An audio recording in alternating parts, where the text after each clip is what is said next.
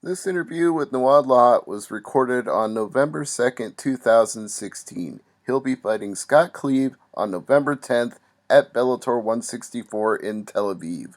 More on that show at the end of this interview. Steve Jewin, MMA Mania. All right, we're now on with Steve Jewin of MMA Mania. Go ahead, Steve. Noad Lahat, it's a pleasure to talk to you. How are you doing today? I'm good. How are you? I'm fine. The announcement that you were signed to Bellator came as a surprise to me. You were a UFC fighter, and then all of a sudden you were headlining a fight at Bellator in Tel Aviv. So tell us how that all came about. Crazy, huh? I heard about that when I was still with the UFC. And the second I heard about that, I wanted to be on that card. I wanted to be involved in that card in any way I could. And I got the opportunity. I got the contract with Bellator, fighting for Bellator, and I get to be to fight in the UFC in Bellator in Israel. Wear my own uniform, have my hat that I always had, and have my name on my shorts the way I want to. And fighting tough guys and fighting in Tel Aviv, life can't be better. I agree. It's a natural fit for you, but I am kind of surprised because it's not as if you had a bad record in UFC. You were 2-2 in 4 fights there, so I know you wanted to be on this card, but I'm also surprised that they parted ways with you. Yeah, well, no one ever beat me. I got cut, but I never been beaten. I never been outclassed in a fight, and everybody get cut if it's GSP or Ken Velasquez, the big ones. So I'm okay with that. It's all business. I'm making way more dollars with Bellator. I'm happy. The sponsorships, you get to wear what you want. You get to have your uniform the way you want. It's not assigned to you by a corporation now. So it's got to feel good to have that kind of freedom. Yeah, it's a kind of freedom, and also it's been a major business for me because after every fight, I sell my hat and my uniform on my website, and I made significant amount of money just doing that. And all of a sudden, they changed the contract, and it was hard for a little bit, and but I think it's kind of pushed something in the MMA world, and you see more fighters who standing for themselves, and a lot of fighters doing the moves and coming to Bellator because it's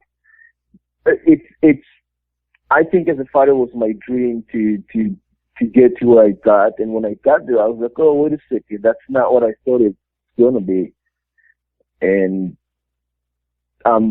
I'm happy where I am,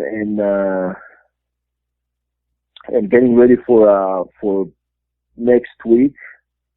Yeah, fighting here in Israel, and it's amazing.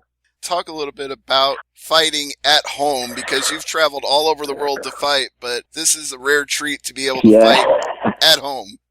Oh yeah, finally on my homeland. Like coming in.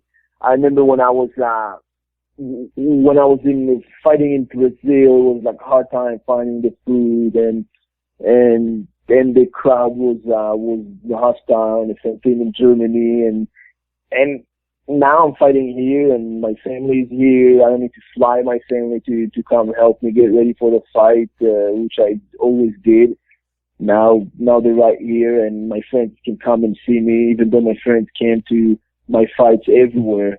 But now they don't have to fly; they can see me right here, and the fans can watch me, and it's not going to be at 3 a.m. It's going to be on their time, and it's awesome. It is indeed, and it's a very good fight for you. Now, sometimes when a fighter would be fighting at home, they would give him a fight that looks like on paper it's a setup fight, but this is not a setup. Scott Cleave is a tough guy. He's 15-5. Yep, he's a tough guy, and I asked for a good fight. I asked for a top 10, but there was a few fighters that refused to take the fight, and we got Scott. And when they asked me, I said yes without even know who it is. I never said no to a fight. as a principal. So they asked me, I said yes, and then I go check them out, and he seems like a tough guy, and it seems like it's going to be a good fight. He can take a punch, and he can take the fight, so I know it's not going to be a quick, easy one, but I'm really excited about the fight. He's got 9 knockouts and 2 submissions overall out of his 15 wins. Now, we haven't seen him throw a knockout since Bellator 102, but we know that exists, and as you admitted earlier, sometimes in fights you just get caught. But what are you worried about the most with Scott Cleave? You're talking about skill-wise? Right.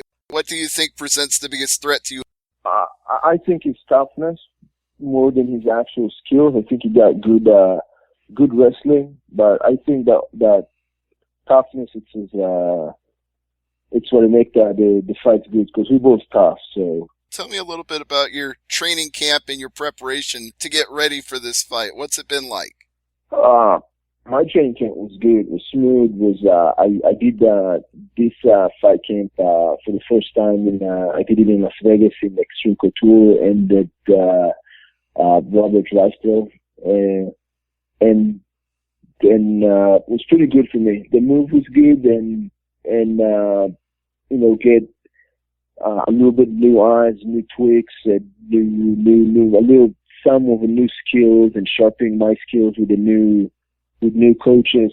Overall, been a good move for me. What do you usually weigh in before you do your final cut for a fight? That's for me to know. I know some featherweights get up pretty big, though. They can get up around 165, 170 pounds, probably different kilograms, but it seems like, this is a possibility where you could be a little bit bigger than Scott Cleave. He's not a huge guy. I have no idea how much he walk around, so. Well, he has fought at lightweight in the past, but it's hard to.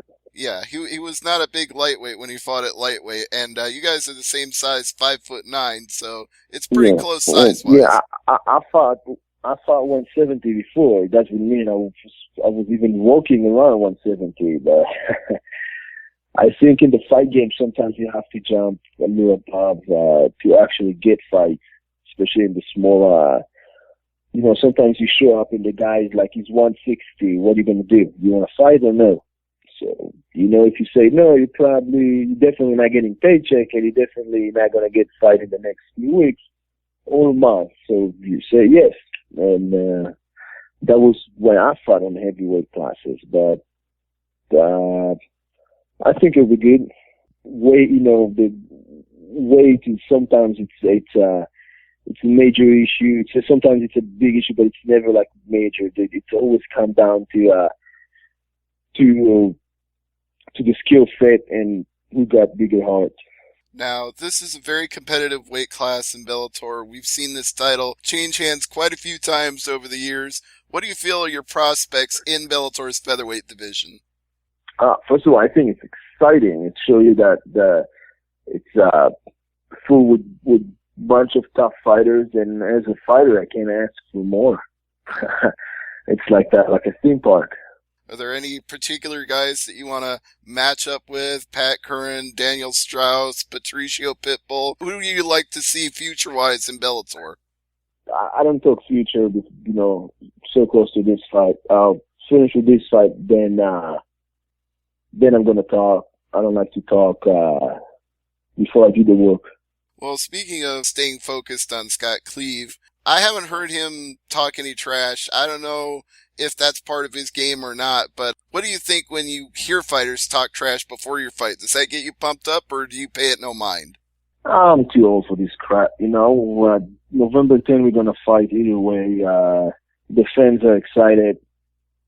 I don't find any reason for me to talk trash to other fighters. I respect all fighters, that walking into the cage with me, and I don't see a reason to do that. I focus on myself, and that's what I'm going to do. Some fighters need that to sell tickets. I obviously don't need that, so I'm not going to do that. Do you think part of that also comes from having been a military veteran, that you've established a respect for other people and that you don't need to go out there and go ahead? I've I used to sleep with 30 dudes in the same room every night. The type of trash talk I heard over the years, I think not many people can throw at me. So yeah, like something that like insult me, or it is. End of the day, we both gonna fight, and I don't see the reason to disrespect each other. Exactly. What can somebody say that you haven't already heard? Even as a fan, I never liked that. When I was a kid and I used to watch boxing, and I just couldn't understand why I'm like, you're gonna fight in 2 days. Why are you jumping on each other? And, well, I'm too old for that. Well, at 32, you definitely are. You've been there, you've done that. You don't need to worry about that anymore. So, before I let you go, I know you got a lot of media obligations today, but the nickname Neo, tell me a little bit about that. I was in Brazil doing training jiu-jitsu, and they had a hard time to say Noad, my name, because they don't have the D. And they called me Noaji all the time, and I could understand. And they just, it was the same time as the Matrix was around, and they just decided we did, it was Brazil, so, everybody showed like their capoeira move, and I just did backflip, running on the wall and jump back and stuff like that. And it got stuck, Neo. And even my wife called me that. So does that mean we can expect a few Matrix-like moves inside the Bellator cage? You're going to bend time to dodge punches here? No, but if I kill you in the cage, you die in the real life. Well, Scott Cleve better be prepared for that, then. He better look out when you face him here on November 10th. Yeah, you should take the blue pill. Yes, he should. All right, Noad, I really appreciate the time. And before I let you go today, I want to give you a chance to plug anything you want, sponsors, teammates, social media, whatever you like. Yes, follow me on Instagram, Noad _Lahat, and on Facebook. That's where you can follow my daily life and what I do and upcoming fights and stuff like that. Yes, indeed. Follow him on social media and follow him inside the Bellator cage, November 10th live in Tel Aviv. And November 11th on Spike TV. Either way, you don't want to miss it. And I appreciate the time today, Noad. Thank you so much. Thank you very much. And remember, Bellator 164 is live at Mivtachem Arena in Tel Aviv, Israel on November 10, 2016. It airs the next day on Spike TV, November 11th at the usual time. Check your local listings. Don't miss Bellator 164.